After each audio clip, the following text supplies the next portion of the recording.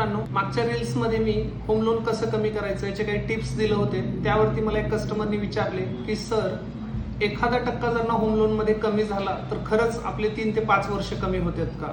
तर ते आपण आज लाईव्ह एक्झाम्पलमध्ये पाहणार आहोत विथ कॅल्क्युलेशन. तर चला पाहूया.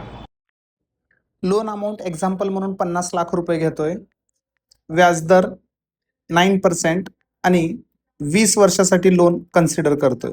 तर EMI जातोय 44,986 आणि टोटल इंटरेस्ट जातोय 57,96,000. आपण हेच 1% कमी करून धरतोय. 8% लोन केलं तर किती फरक पडतो? तर हप्ता जातो 41,822, पण आपल्याला EMI न कमी करता वर्ष कमी करायचे आहेत.